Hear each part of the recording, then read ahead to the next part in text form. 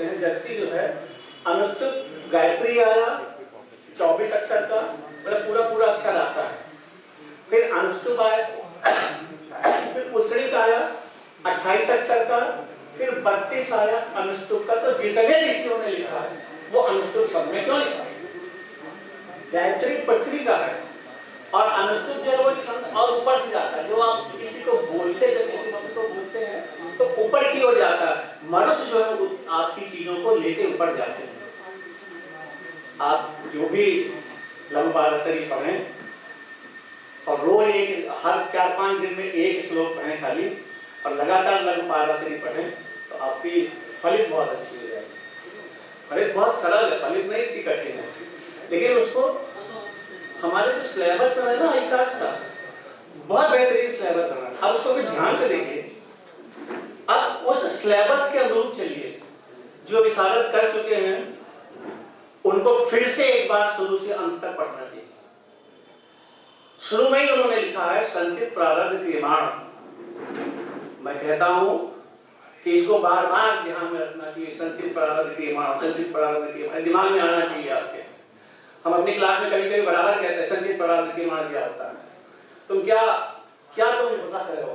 तुम संचित कर रहे हो, सब पूरा जो संचित किया उसको सब भोगोगे क्या? कुछ जमा भी तो करो उसमें, ताकि अगला तुमको जब मनुष्य का मिले। और ऋणानुबंधन, ऋणानुबंधन की बार-बार याद दिलाना। हमारे जो उत्तराखंड के लोग हैं वो ऋणानुबंध को बहुत अच्छी तरह जानते हैं। क्यों? कि आज से 3 मतलब हमारे जो ऊपर के 3 पीढ़ी ऊपर है, वहां अगर किसी को कष्ट हुआ होगा और उसने अगर मंदिर में थाप दी होगी तो उस पीढ़ी को ना होके तीसरी पीढ़ी में आके वो प्रॉब्लम क्रिएट होती है। और वो प्रॉब्लम जो हमारे देवता हैं, इस देवता को आके बताते हैं कि तुमने तीसरी पीढ़ी में तुम्हारे ये किया गया था, उसका भुगतान करो। फिर उसका भुगतान किएगा। ये ऋणानुबंधन मतलब ये बताते हैं कि ये चीज हमको भोगनी है।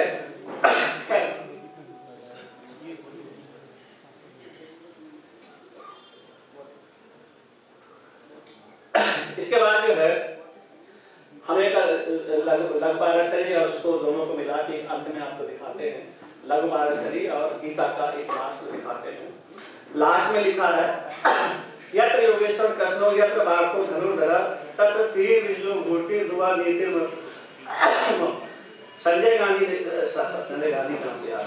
संजय ने धृतराष्ट्र से कहा कि राजन, जहां योगेश्वर श्री कृष्ण है, कृष्ण को आप धर्म मानेंगे, भगवान मानेंगे, श्री कृष्ण धर्म। और जहां गांडीव धनुर्धारी अर्जुन है, अर्जुन को आप कर्म मानेंगे। वहीं पर श्री विजय विभूति और अचल नीति है, ऐसा मेरा मत है। ये सबसे अंत में कहा गया, गीता के सबसे अंत का।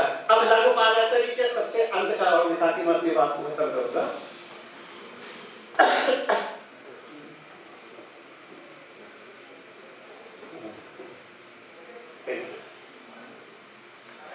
धर्मा कर्मादि नेतारा वन्यो न्यासय संतो राजयोगा विधि प्रोक्तम विषयतो विषयतो विजय।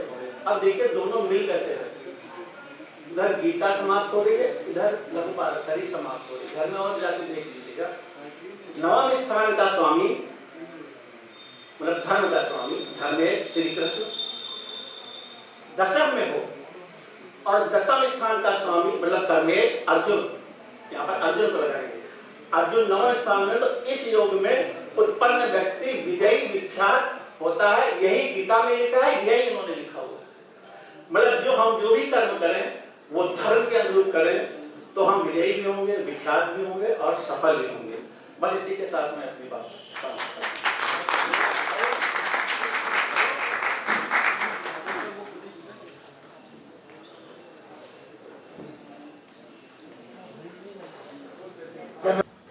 पुस्तक बहुत चर्चा में है और उसके लेखक हैं MJ अकबर।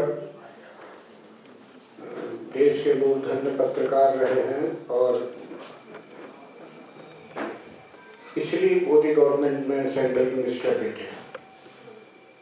इनका हिस्ट्री पे बहुत अध्ययन है और हिस्ट्री के उस अध्ययन को उन्होंने अपनी एक पुस्तक में लिखा है, लेकिन वो ज्योतिष से संबंधित है। उन्होंने एस्ट्रोलॉजी इन मुगल एम्पायर करके एक पुस्तक लिखी है, जो आजकल बड़ी चर्चा में है। आप देखेंगे नेट पर भी और गूगल में वो मिल जाएगी। उसमें उन्होंने कई मुगल बादशाहों के बारे में और उनके ज्योतिष और उनके ज्योतिषियों के बारे में लिखा है। हमारे वाले भी पहले लोग गांव में, अब आजकल जो एस्ट्रो चाइल्ड हो रहे हैं, लोग पहले से पूछ लेते हैं, समझ लेते हैं, आ गए। वो जो एस्ट्रो चाइल्ड हैं, पहले से लोग उसके लिए मुहूर्त निकलवा लेते हैं। एंड जब अकबर साहब जुड़ चुके हैं, आप उनको स्क्रीन पर देख रहे होंगे। मैंने जैसे बताया कि जैसे अब्दुल रहीम खान खाना टोडरमल के बारे में गांवों में ये उक्ति प्रचलित थी कि टोडरमल का नाम राजा टोडरमल था। तो बुजुर्ग बताते थे कि उनकी माँ जो थी वो किसी एस्ट्रोलॉजर के यहाँ सेवा में थी। तो उन्होंने उससे कहा कि देख, तू गर्भवती है, अगर इस समय इस घड़ी में तेरा बच्चा पैदा होगा तो वो राजा होगा। ऐसा कहते हैं कि जब उसको दर्द होना शुरू हुआ तो उसने अपने पैर बंधवा लिए ऊपर छत के कड़े में, और जब वो घड़ी आई तब जो बच्चा पैदा हुआ वो राजा तो नहीं हुआ, लेकिन उसका नाम राजा टोडरमल हुआ। उसके पास इतने अधिकार थे कि जमीन की नाप जो जरीब है वो राजा टोडरमल से शुरू हुई थी। तो ये तो मैं जो किंवदंती प्रचलित है उसकी बात कर रहा हूँ। अकबर साहब ने पूरे मुगल एम्पायर का अच्छी तरीके से अध्ययन करके ये देखा है कि कहाँ कहाँ कौन कौन ज्योतिषी थे। जैसे औरंगजेब के बारे में कहा उन्होंने कि औरंगजेब ने के एस्ट्रोलॉजर ने कह दिया था कि इसके बाद तुम्हारा ये जो एम्पायर है वो समाप्त होने वाला है। अकबर साहब, आपको लोग देख रहे हैं, बहुत बहुत नमस्कार, स्वागत है आपका। आपको सब लोग दिखाओ, ऑडियंस दिखाओ।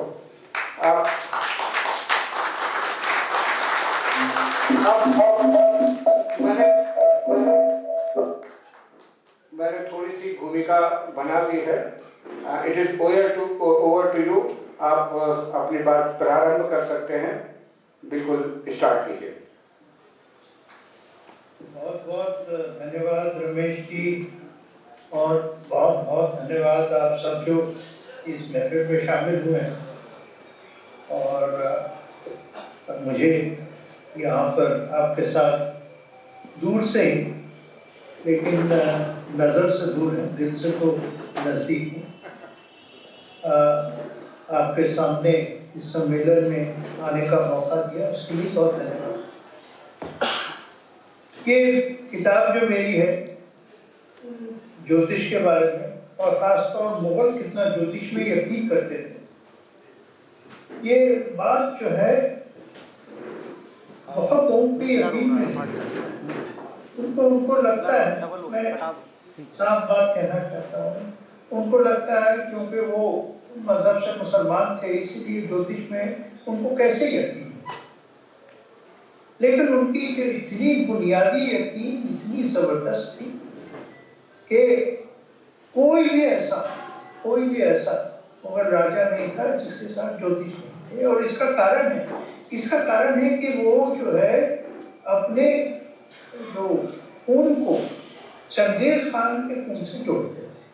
और मंगोल शमान बुद्धिस्ट कल्चर में ये बहुत न सिर्फ इस कल्चर में था, लेकिन वो ज़माना ऐसा था कि कोई खास पुराना नहीं है, 200 साल पहले पुरानी है, अंग्रेज के पहले की कहानी है। ये अंग्रेज़ों ने जितना हमारी अपनी सच्चाई को उजागर किया है शायद किसी ने और नहीं किया। और उस जमाने में सब समाज में ज्योतिष होते थे। मुसलमान में होते थे। आप बगदाद का निर्माण का समय कब होगा वो ज्योतिष ने तय किया। ईसाइयों में मार्को पोलो लिखते हैं, मैं चीन के बारे में पहले कर दूं, मार्को पोलो लिखते हैं कि कुबलाई खान वो चंगेज खान के बेटे थे। कुबलाई खान के कोर्ट में उनके कम से कम 5000 ज्योतिष। यूरोप का कोई राजा नहीं था जिसके पास ज्योतिष नहीं था। इटली में फ्लोरेंस की शहर है, उसका बुनियाद ज्योतिष में डाला है। कैथरीन नॉमिनेट, मैं उदाहरण अगर वो देने लगूंगा ना तो सारा समय इसी में समाप्त हो जाएगा। और ये जो है, ये यकीन, ये बहुत ही पुराना और बुनियादी है। लेकिन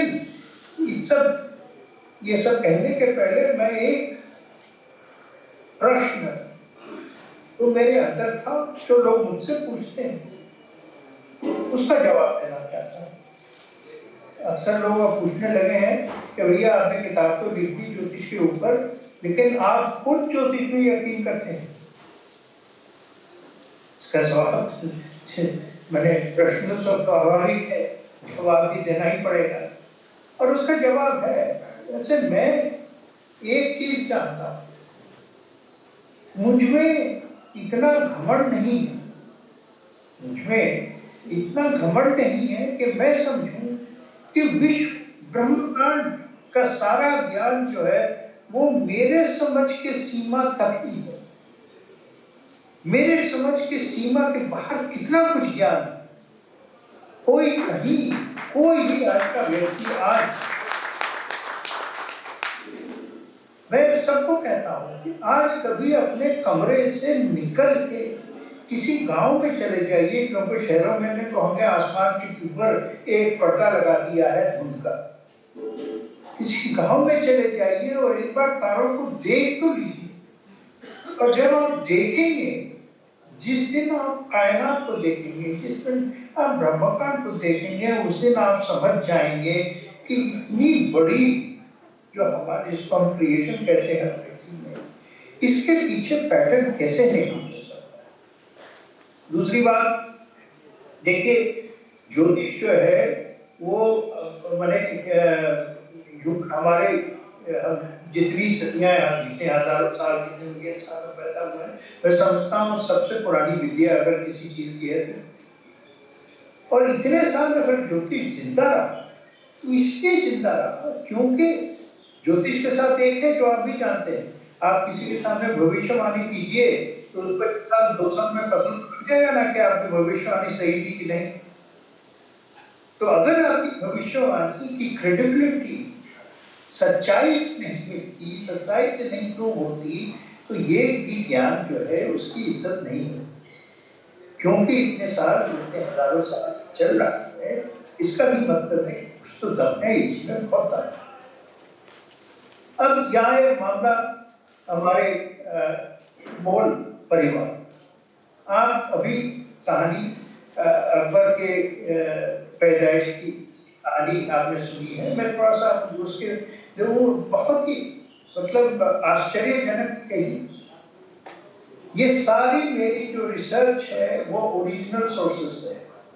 कोई भी कहीं कह सकता है कि मैंने एक भी लफ्ज कहीं और से निकाला। अकबरनामा, हुमायूं नामा या जहांगीर नामा, जिसको तुझके जहांगीर करते हैं, सब कुछ वहां पड़ा हुआ है। ये हमारे सामने क्यों नहीं लाया गया वो तो अलग कहानी है। लेकिन वहां पर लिखा जाता है कि हुमायूं, आपको सबको पता है कि उमरकोट में उनकी मुगल तो बाबर और हुमायूं के बाद 15 साल के अंदर खत्म हो गए थे, ये सबको पता है। हुमायूं जो है वहां से निकल के उनको भगाया गया। उनकी जिंदगी या तो एक तरफ शेर खान ले रहा था या दूसरी तरफ उसके भाई ले रहे थे। वीरान था, खाने को पैसा नहीं था। उमरकोट में पहुंचा, वहां राणा के यहाँ गया। वो भी किस समय अंदर घुसना है किले में, वो भी जोशी से पूछ लिया। और अंदर जाके उनकी बीवी जो है वो हेवी लेबर में आ गई थी। तो सारे दूसरे ही दिन सारे जो मतलब वहाँ के उसके ट्रूप्स थे, उनके जो मर्द, उनको सबको ठट्टा भेज दिया गया क्योंकि लड़ाई। सिर्फ एक आदमी को रखा गया और इसलिए हुमायूं ने उनको कहा था कि एक चीज के लिए आप रहो, सिर्फ उसका नाम था मौलाना चांद। मौलाना थे ज्योतिष। उनको कहा गया आप जो है समय जो है जन्म का, उसमें थोड़ी सी भी भूल नहीं होनी चाहिए, क्योंकि जन्म पत्री लिखनी तो बिल्कुल समय जो है आप निकाल के रखिएगा। एक कदम, एक सेकंड भी गलती नहीं होनी चाहिए, क्योंकि ये बच्चा मेरा, मुझे पता है ये हुमायूं खुद ज्योतिष थे और बहुत बड़े ज्योतिष थे। उन्होंने 7 दिन पहले अपनी ही जिस दिन मरने वाले हैं उसकी प्रेडिक्शन कर दी। और वो कैसे की थी वो भी अजीबोगरीब कहानी है। वो अफीम खाते थे, सुबह चार घूम अफीम खाते थे। तो जब उनका नौकर बनाने गया वो पुड़िया अफीम का, तो उस दिन एक दिन कहा कि देखो 8वां पुड़िया मत बनाना, सिर्फ 7 दिन की जरूरत होगी, ये जनवरी के महीने में। और बिल्कुल 7वें दिन खा के उन्होंने कहा आज बहुत बड़ा हादसा होने वाला है। और दोपहर को एक्सीडेंट हुआ, उसके बाद वो गुजर गए। वो कपड़े जो अपने थे, ये आप जानते हैं, जो ज़ोडिया के साइन थे उसके बनिस्बत वो कपड़े अपने पहनते थे। और उसी रंग की उनकी कालीन जो है तारों के रंग के ये के ऊपर उनका रंग होता था कि ये सब तो आप जानते हैं, आप नवंबर सलाह थे, वो सब कुछ करते थे। तो ये मौलाना चांद जब समय आया, अचानक खबर आई कि भाई अब बच्चा पैदा होने वाला है, तो वो एकदम घबरा गए और चिल्लाने लगे मौलाना चांद कि नहीं नहीं नहीं, अभी बच्चा पैदा नहीं हो सकता। जो औरतें थी हंसने लगी, अरे बुढ़े निकल यहाँ से, जब टीचर का समय आ जाता है तब कोई नहीं रोक सकता है, ये ऊपर वाले की कुदरत है, कोई नहीं रोक सकता है। तब उन्होंने कहा कि नहीं, 5 घंटा या कुछ मिनट बाद जब अगर ये बच्चा उस वक्त पैदा होता है तो वो 1000 साल में एक घड़ी ऐसी आती है, जो भी उस वक्त बच्चा पैदा होता है वो चक्रवर्ती है। और फिर उन्होंने एक कांड किया, उन्होंने अचानक एक औरत महिला थी वहां पर बैठी हुई, तो उन्होंने महिला का गर्दन लगा के, अंधेरा था, उस अंधेरे में लेके बेड पे ले जाके वो हमीदा बानो जो उनकी माँ थी उसके सामने उनका चेहरा दिया। उतनी डर गई, उनकी लेबर पेन जो थे और चीज पैदाइश हुई। आपको मैं बता दूं कि ये जो अकबर ने फिर ज्योतिष को अपने कोर्ट में, अपने रूलिंग सेंटर में एक फॉर्मल पोजीशन दिया, और उस पोजीशन का नाम था ज्योतिष राय या ज्योतिष राजा, अंग्रेजी में लॉर्ड ऑफ द एस्ट्रोलॉजर्स। उसके बिना पूछे कुछ नहीं होता था। सुबह जब उठते थे तो वो सुबह उठते थे तो सबसे पहले जब कपड़े वगैरह पहनाए जाते थे तो 2 ज्योतिष जरूर रहते थे ये बताने के लिए कि किससे मिलना है और किस समय मिलना है, तभी उनको इलाज। आप सुन के शायद हैरान हो जाएंगे कि 100 साल से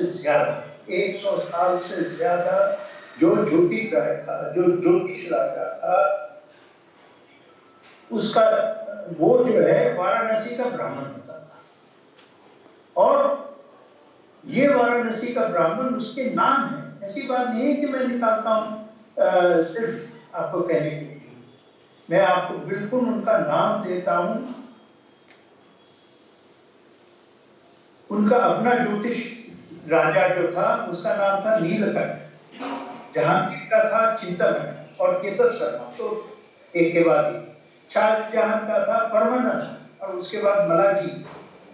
शाहजहां का बेटा शाह शुजा जो बंगाल में हुकूमत किया 23 साल था, उसका नाम, उसके ज्योतिष का नाम था बालभद्र। और ये छोटी बात हो, आपको कहा कहाँ घर से निकलना है, घर में घुसना है, सिर्फ निकलना नहीं, घर घुसना है।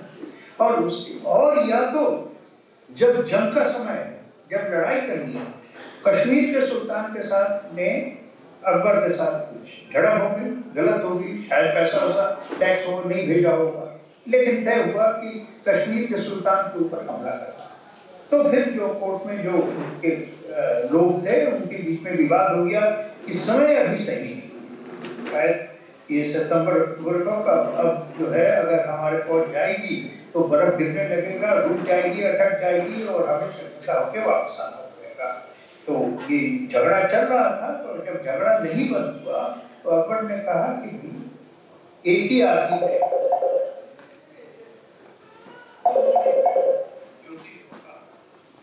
और वो ज्योतिष जो तय किया और फिर उनकी फौज आगे बढ़ी, पता करके आ गए। ये कहाँ ये कहानियां जाती हैं आप सुन के। इसमें एक चीज जो है मैं बहुत जरूरी समझता हूँ आपको बताने, कि देखिए जो ज्योतिष है ये मजहब से नहीं जुड़ा, किसी के धर्म से नहीं जुड़ा, क्यों हमारे ये कल्चर से जुड़ा, और जो कल्चर है हर धर्म से जुड़ा है। कल्चर जबान में होता है। आखिर मुगल जो है अपने पुराने कल्चर की याद में इस पे यकीन करते हैं, अमीर तैमूर यकीन करते हैं।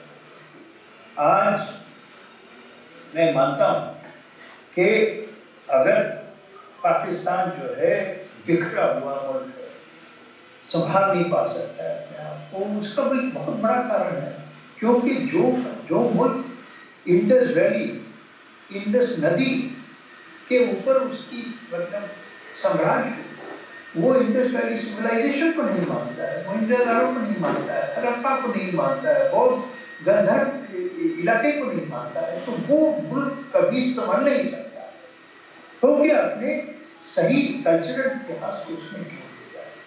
जब हम समाज को एक लाना चाहें तब तक वही होता है जब हम अपने कल्चर को अपने जिंदगी के साथ मिलाते हैं, और उसमें हमारे मुल्क में, हमारे समाज में ज्योतिष बहुत बड़ा एक रोल है, बहुत बड़ा एक हाथ। अब मैं आपको जन्म के बारे में तो उस वक्त तो आप सबको ही आपको याद करता है जन्म के समय, तो वह दो कहानियां बताना चाहता हूँ। ये है कहानी जहांगीर की, और जहांगीर के तुलसीनामा में आपको, जहांगीर एक ऐसा राजा था क्योंकि कल्चर के साथ जुड़ा हुआ था, तो जब उसने उसकी बारी आई, जब अकबर का देहांत हो गया है और जहांगीर पहली बार अपने मतलब आते हैं और किले में और एम्परर बन के आते हैं, तो सबसे पहला काम क्या करते हैं? सबसे पहला काम अपने वालिद की लाइब्रेरी में जाते हैं, फादर की लाइब्रेरी में जाते हैं और रामायण पढ़ते हैं, और वो खुद लिखते हैं कि रामायण पढ़ के जो है मुझे प्रेरणा मिलती है। अबुल फजल, ये आपको शायद जानकर खुशी हुई, अब्दुल फजल कहते हैं कि 4 ज्योतिष पाठ है, उनका नाम है ब्रह्म सिद्धांत, सूर्य सिद्धांत, सोम सिद्धांत, बृहस्पति सिद्धांत, ये चारों पाठ जो है भगवान से आए हैं, इंसान से नहीं आए। इतना गहरा जो था इनके ऊपर।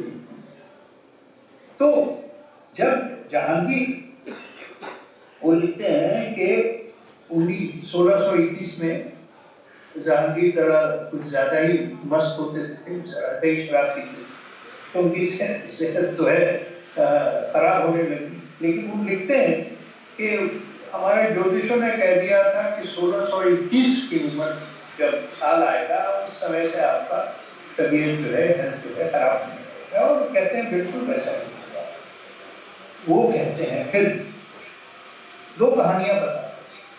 एक 1615, 29 मार्च 1615 दिन दिया हुआ तो एक इक्लिप्स होता है। इक्लिप्स आप जानते हैं क्या होता है? जब इक्लिप्स होता है तो वो सोचते हैं कि ये तो आज हमें समय को बुरा लग रहा है, क्या होने वाला है। दूसरे दिन दारा जी को जन्म होता है और वो घबरा जाते हैं कि देखो ये इसके जन्म का मतलब है कि हमारे ऊपर कोई ना कोई संकट आ। फिर 20 अक्टूबर 1618, 3 साल बाद आसमान में एक बहुत बड़ा कॉमेट नजर आता है। कॉमेट का हिंदी क्या है आप तो जानती हैं, बहुत बड़ा समय आता था, और जब वो देखते हैं कहते हैं ये तो बहुत ही भयानक एक चित्र आ गया है आसमान में। और उसके बाद औरंगजेब पैदा, और फिर वो कहते हैं कि अब जो है मुझे भविष्य के अंदर कुछ सेहत नजर नहीं आती। चलिए शाहजहां का जमाना निकलता है। अब औरंगजेब जो थे, आपको सब पता है कि औरंगजेब ने ये सारी वसीयत अपनी बर्बाद की। जो जबान था, आपको ये सुन के भी अच्छा लगेगा शायद, कि रहीम के दोहे तो आपने पढ़े ही नहीं, लेकिन ये भी सुन के अच्छा लगेगा कि हिंदी का जो बनाना या हिंदी का जो वो अकबर के ज़माने से उसको एक ऑफिशियल कोर्ट का प्रोजेक्ट बनाया जाता है और उसमें फारसी के शब्दों का हिंदी वर्णन होता है। और मैं 4 आपको उदाहरण देता हूँ। तो बुरखा, बुरखा तो आप जानते हैं क्या है?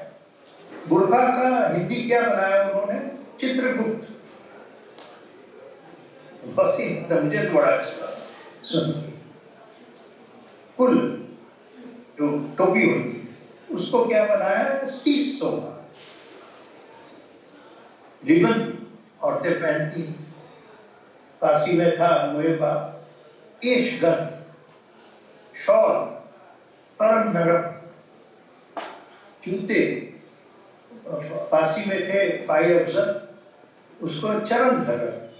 तो ऐसे ये कल्चरल एकता जो बनाने का प्रयास था, इन सारी चीजों को औरंगजेब ने उलटना शुरू किया, बदलना शुरू किया। जिजिया को जो जिस बहुत बड़ा हमारे समाज के ऊपर कर्ज था, जिसको अकबर ने हटाया था, सारे उनको ने हटाया था, उसको औरंगजेब वापस लाते हैं और वहीं से उनकी बर्बादी शुरू होती।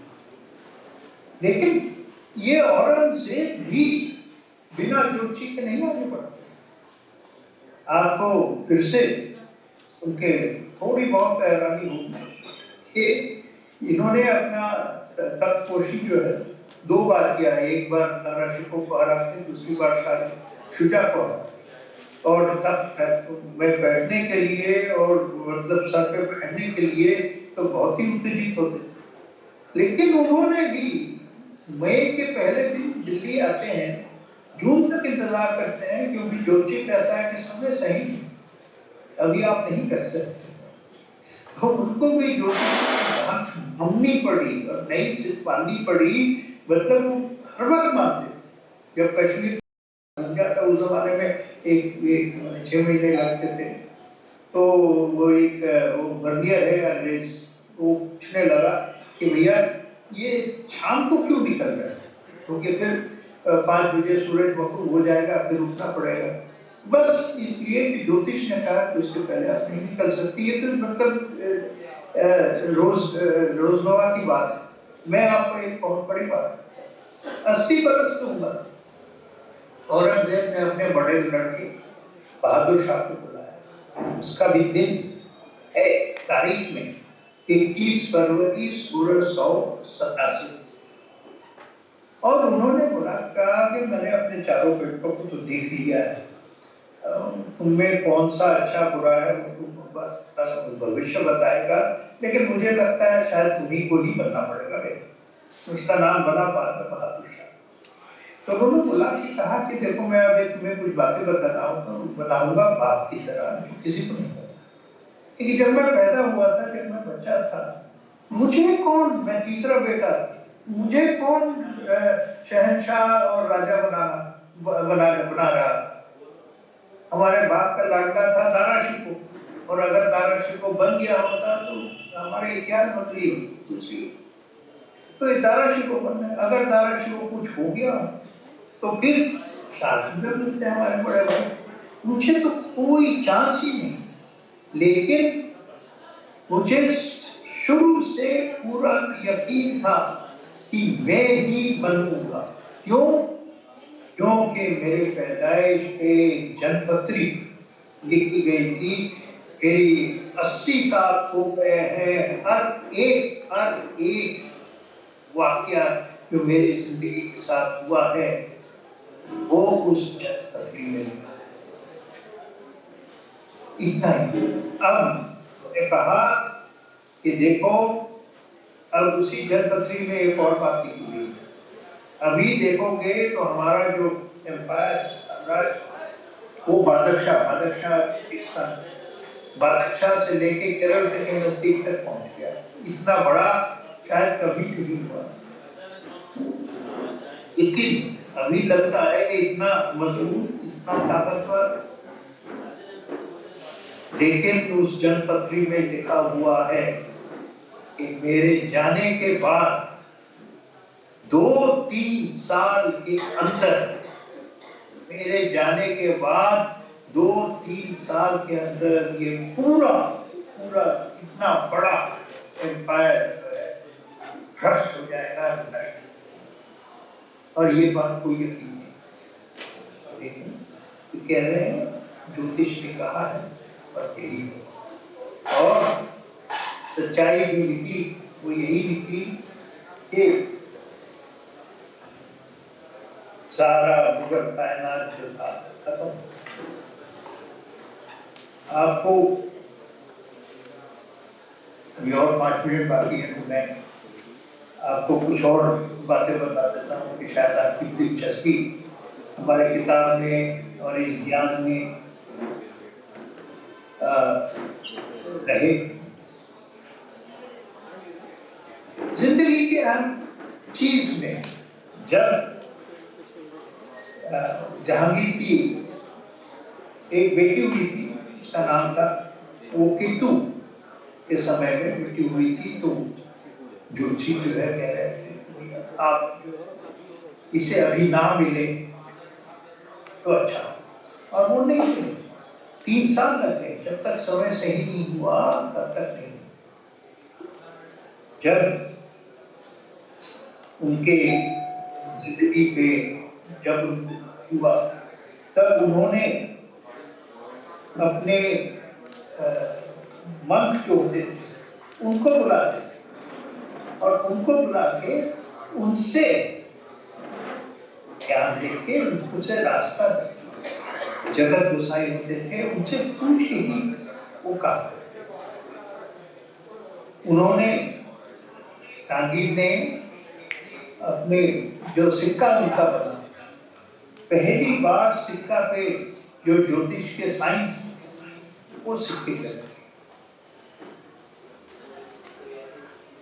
शाहजहां का जो उन्होंने जो टाइटल उन्होंने दिया वो था साहिब-ए-किरण। साहिब-ए-किरण का मतलब है लॉर्ड ऑफ द 2 कंजंक्शंस, के ऊपर वाले वही आसमान को बिना देखे जमीन पे ये कभी एक कदम भी नहीं। अफसोस मुझे इस बात की है भाइयों और बहनों, सिर्फ एक बात की है, ये जो इल्म है, ये जो सच्चाई है, हमसे इतना दूर कैसे चला गया। और इसलिए चला गया क्योंकि ज्योतिष एक ज्ञान है, ज्योतिष एक साइंस है। पूरी तरह क्या है मुझे नहीं मालूम, लेकिन इतना जरूर मालूम है कि मुझे इस साइंस और इस ज्ञान को इज्जत देनी चाहिए। और इज्जत देके आपसे कम से कम, आपसे आपकी जो जगह है हमारे समाज में उसको इज्जत। और ये जो इज्जत गई इस वजह से गई क्योंकि जिसको कहते हैं हमारे पश्चिम से आया एज ऑफ रीजन जिसको कहते हैं, उसमें ये सारे ज्ञान जो पूरब का था, सिर्फ पूरब का नहीं था, पश्चिम में भी था, ये सारा ज्ञान जो पुराना था उसको हमारे करिकुलम, उसके हमारे एजुकेशन से हटा दिया गया। अंग्रेज के पहले मैं सिर्फ इस बात पे खत्म करना चाहता हूँ कि जो स्कूलों में क्या पढ़ाया जाता था, स्कूल में पढ़ाया जाता था moral science, arithmetic, Mughal school, geometry, governance, logic, natural science, music, mechanics, history, theology और एस्ट्रोनॉमी। ये जो ज्ञान हमारे जिंदगी से हटने लगा, तब से आप देखिएगा कि समाज में भी एक मतभेद बढ़ता है। जो ज्ञान हमें एक करता था उसको हमारी जिंदगी से हटा के उस ज्ञान को लाया गया जो ज्ञान हमारे बीच में भेद था।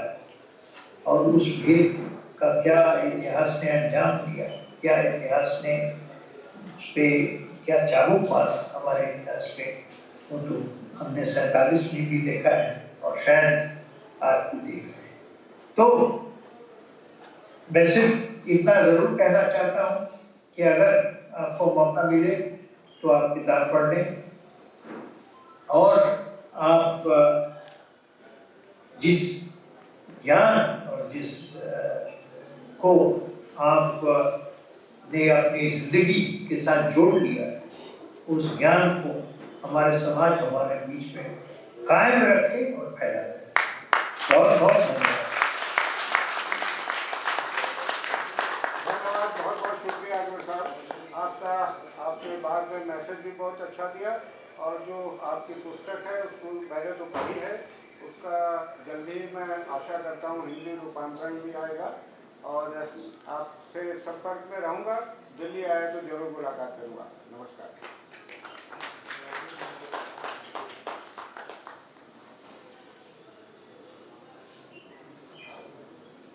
बहुत बहुत धन्यवाद आशीष जी। और मैं और चिंतन जी, मैं अब साइन ऑफ कर रहा हूँ। जी जी जी, नमस्कार। धन्यवाद। जैसा अभी इन्होंने बताया अकबर साहब ने,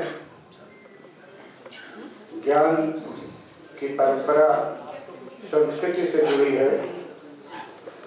आप लोगों के पास शायद वो पुस्तक होगी, उसका नाम है खेत कौतुकम और उस पुस्तक में अब्दुल करीम खानखाना की है। उसमें अरबिक टर्म और संस्कृत टर्म को मिक्स करके व्याकरण उन्होंने संस्कृत का लिया है, लेकिन जो शब्द हैं वो अरबिक हैं।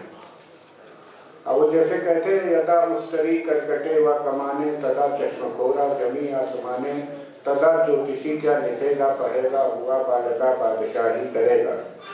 ये बड़ा शॉर्टकट है। यदा मुस्तरी, मुस्तरी अरबिक में कहते हैं गुरु को, जुपिटर। करकटे व कमाने, करकटे माने कर्क राशि, कमान माने धनु राशि। यदा मुस्तरी करकटे व कमाने तदा चश्म खोरा जमी आसमान। अब देखिए इंडियन स्क्रिप्चर से लिया है ये चश्म खोरा।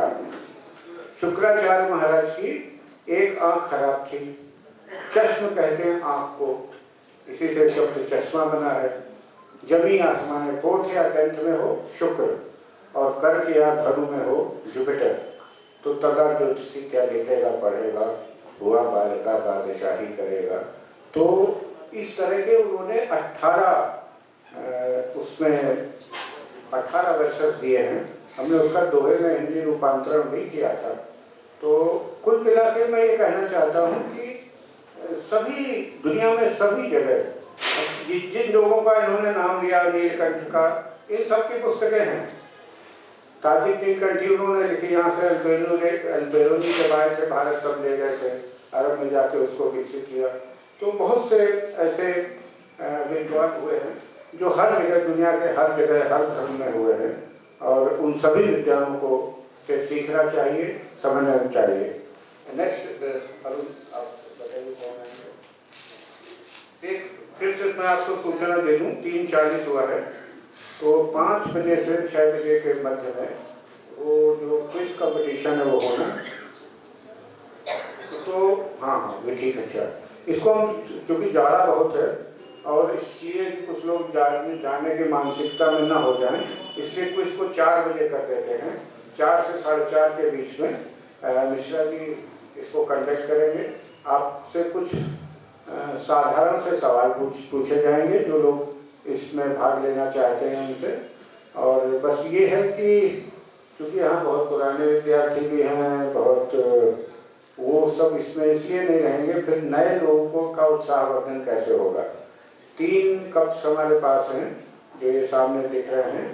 तो जब 3 लोग छांट के आ जाएंगे उसमें तीनों की पर्ची डलवा देंगे ताकि थोड़ा बहुत भाग्य का भी कुछ रहे, किसको कौन सा, हालांकि कोई सामान्य है, सामान्य बात है किसको कौन सा कप मिलेगा। लेकिन यह है कि जो भी 30-40 लोग इसमें पार्टिसिपेट करेंगे वो एक तरफ बैठा लीजिएगा और अपने प्रश्नों को पूछते जाइएगा। अगर आप अभी से उस व्यवस्था को करना चाहें तो समय हो गया, 4 बजने वाला है, इसको पहले कंप्लीट कर देते हैं। तो अब मैं ये मंच देता हूँ इसके मिश्रा जी को, वो इसको आके संभालें। और बाकी लोग जो है मंच के दाएं तरफ की जो पंक्ति है उसमें आए। धन्यवाद।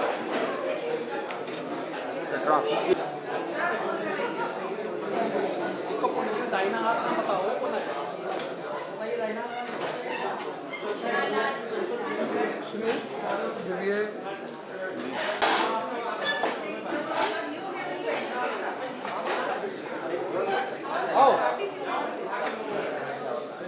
प्रतियोगिता में भाग लेने वाले मंच के दाईं तरफ स्टूडेंट्स जो है, जो अध्यार्थी हैं हमारे, कृपया एक बार हैंड रेस कर दें जिससे हमें पता चल जाए आपकी तादाद कितनी है। एक बार काउंट कर लें हमारे जूरी मेंबर। एक्चुअली बड़ा हमारे गुरु जी के आदेश से बहुत रोचक कार्यक्रम होने वाला है आप लोगों के साथ में। कर ले जो अध्ययनरत विद्यार्थी हैं वो भी इसमें पार्टिसिपेट कर सकते हैं, जैसा कि सर ने कहा। तो उसी हिसाब से हम लोग बेस्ट आउट ऑफ 3 सेलेक्ट करेंगे। तो 3 राउंड्स का प्रोग्राम हमने दिखा दिया, फिर दिखा दे।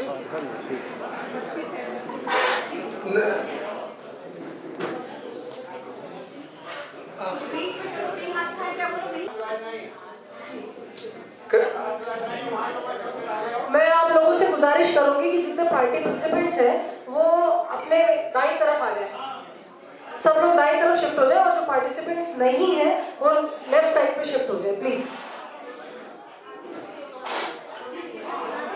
इस तरफ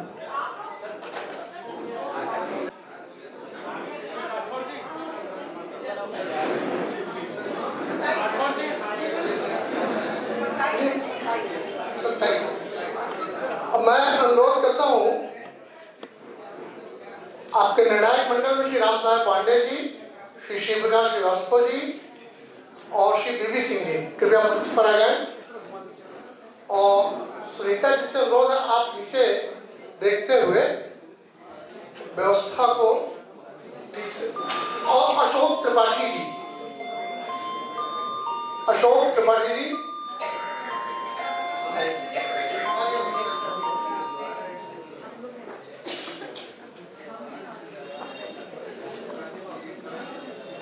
सारे पार्टिसिपेंट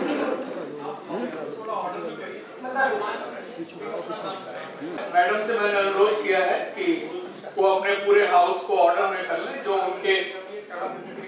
उनके इस क्विज के पार्टिसिपेंट्स हैं उनको सारे नियम के बारे में अच्छी तरीके से मालूम हो जाए क्या करना है। उस 5 मिनट के समय को, 10 मिनट के समय को मैं उपयोग करना चाहता हूँ। आपको मालूम है कि ये हमारा कार्यक्रम 27 और 28 दिसंबर 2025 को निर्धारित था। ये कार्यक्रम जो आज आपके समक्ष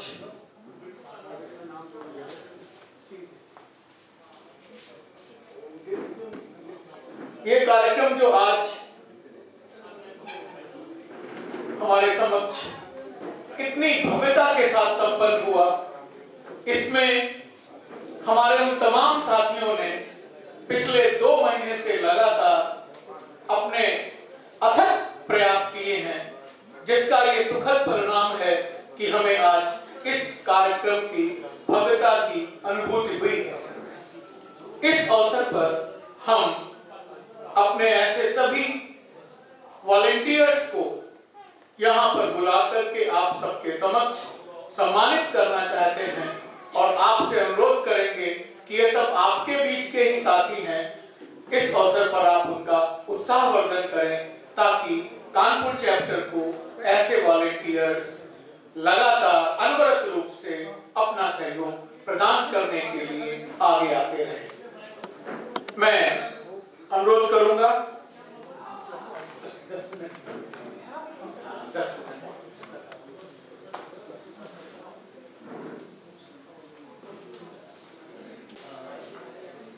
कानपुर चैप्टर की ओर से उनको हम सम्मानित करना चाहते हैं। हम उनको क्रम से बुलाएंगे, वो यहाँ पर आए और हम अपने वरिष्ठ राष्ट्रीय उपाध्यक्ष महोदय से अनुरोध करेंगे कि आप उनको वो सर्टिफिकेट दे करके उनका उत्साहवर्धन करें। कृपया जोरदार तालियों से हमारे उपाध्यक्ष महोदय को आमंत्रित करें।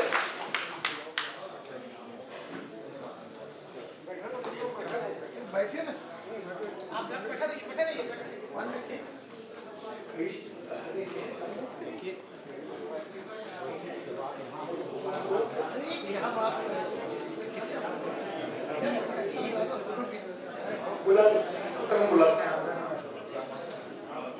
मैं जैसा मैंने आपको भी बताया था कि इस पूरे कार्यक्रम को जैसे किसी भी पिक्चर में जो हीरो और एक्टर्स दिखते हैं वो तो आपको स्क्रीन पर दिखाई पड़ते हैं, आप उन्हीं को देख पाते हैं, लेकिन उसके पीछे एक टीम होती है, डायरेक्टर होता है, तमाम सारे सपोर्ट स्टाफ होते हैं, जिनकी मेहनत के बिना वो पिक्चर शायद उतनी अच्छी ना बन पाती।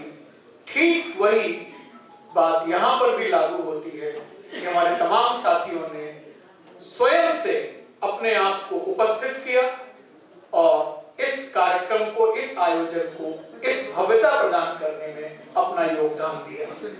हम इस अवसर पर उनको सम्मानित करना चाहते हैं और सबसे पहले मैं आवाज देता हूं श्री आशीष शुक्ला जी को कि वो आए।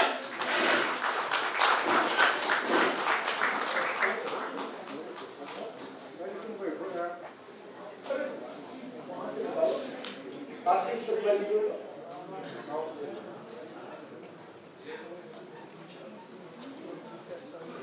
आशीष शुक्ला जी ने अभी वर्तमान में हमारे नाड़ी प्रवीण के छात्र भी हैं और पूरे तन्मयता और मनोयोग के साथ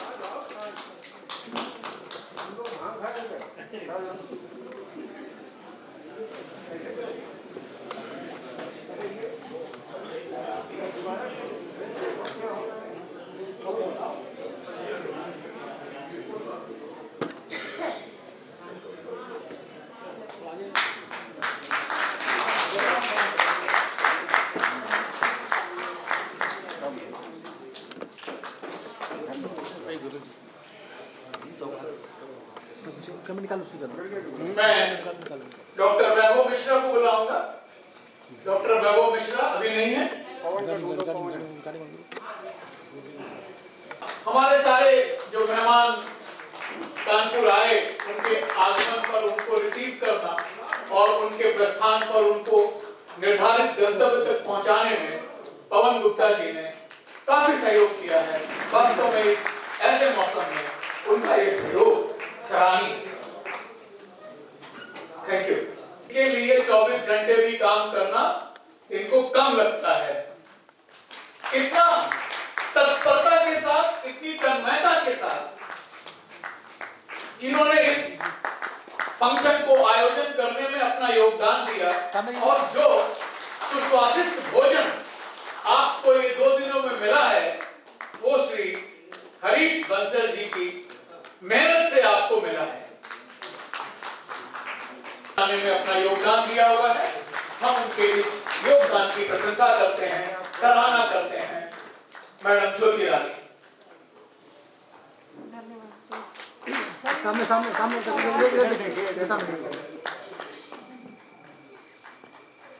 सामने के भी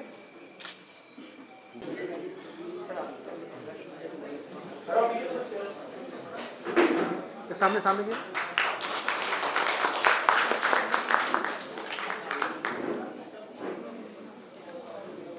मैं अनुरोध करता हूं श्री राम जी गुप्त अगर यहाँ पर उपस्थित हो तो कृपया आए।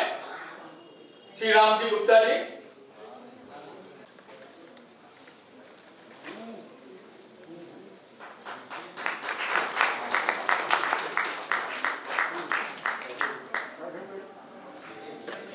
श्री राम जी गुप्ता, बहुत बहुत धन्यवाद आपका राम जी। अब और इधर इधर जाएंगे थोड़ा इधर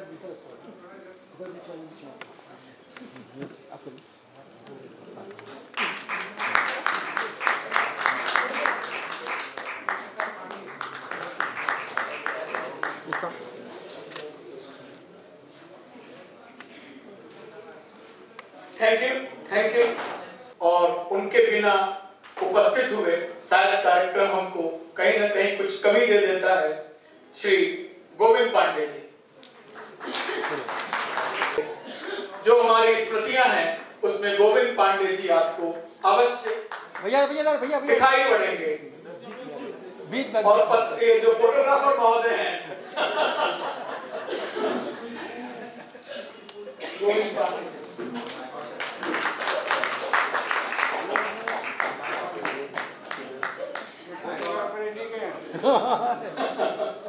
धन्यवाद गोविंद जी। बहुत दूर दूर से इस कार्यक्रम में शामिल होने के लिए आए हुए हैं। ऐसे ही हमारे एक पुराने विद्यार्थी हैं श्री अजय सिंह गौतम जी, जो गोरखपुर से यहाँ पर आए हुए हैं।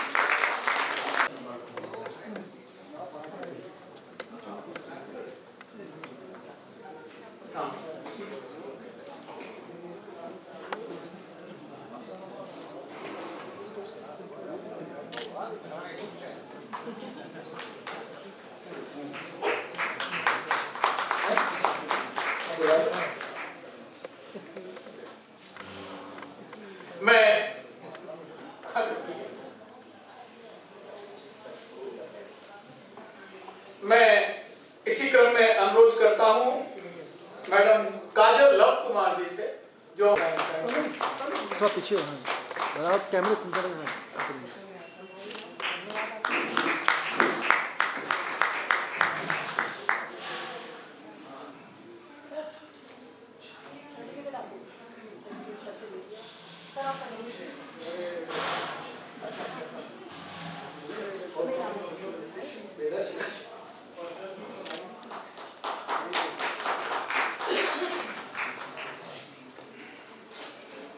मैं श्री रितेश त्रिपाठी जी को, अगर वो यहाँ पर उपस्थित हो कृपया आए। श्री रितेश त्रिपाठी जी,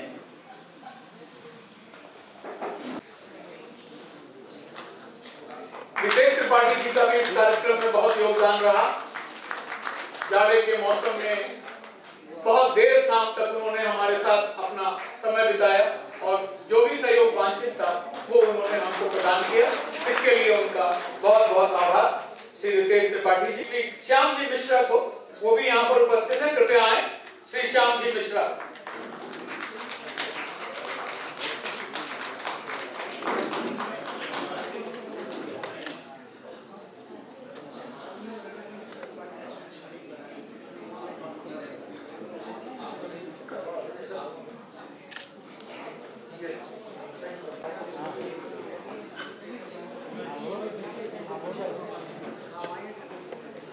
श्री सौरभ राठौर और श्री गौरव पाठक जी ने यहाँ पर रात्रि में रुक करके आए हुए सभी अतिथियों का उनकी आवश्यकता अनुसार उनका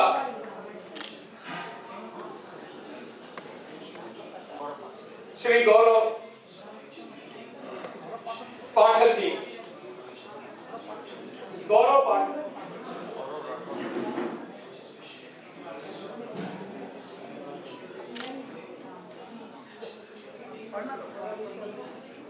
गौरव पाठक जी,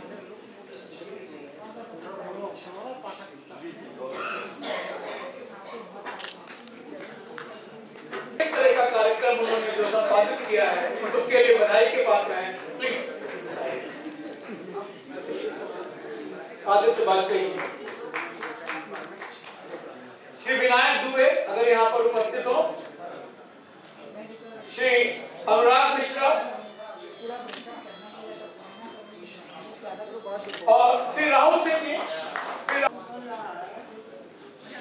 श्री राहुल सिंह जी ने आज जो भी आपने ये स्क्रीन पर जो श्री एमजे अकबर का व्याख्यान सुना, उसको अरेंज करने में श्री राहुल सिंह जी ने अपनी महत्वपूर्ण भूमिका अदा की है। श्री राहुल सिंह जी,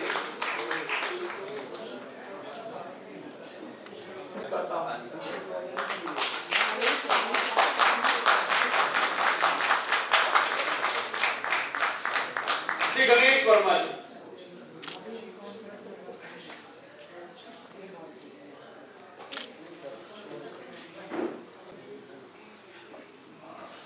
स्वागत करें।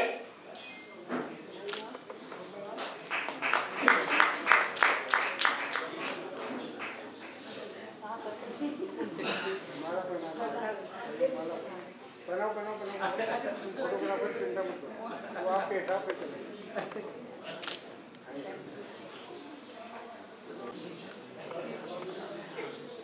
कार्यक्रम से संबंधित तमाम सारे सामान को किसी एक स्थान से दूसरे स्थान तक लाने में, इस वीरू तक लाने में इन लोगों का काफी योगदान रहा है।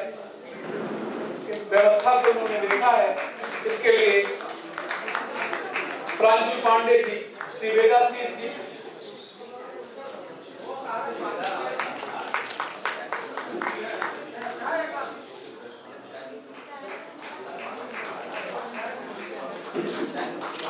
श्री महेंद्र सिंह राजपुरोहित अगर हमारे बीच हो, महेंद्र सिंह,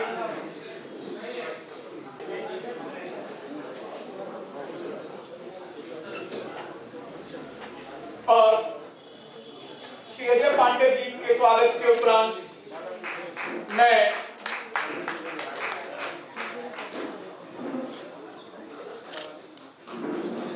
अनुरोध करता हूं, मैडम गुरदीप सर को मिलना था ये सर्टिफिकेट, उनके साथ पूरा संपर्क किया और उसका ये परिणाम रहा कि अधिक से अधिक विद्यार्थी इस सर्टिफिकेट को लेने के लिए जानकारी प्राप्त कर सके।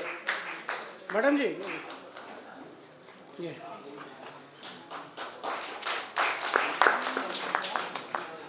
मैडम शुभ्रा कुशवाहा अगर यहाँ पर उपस्थित है।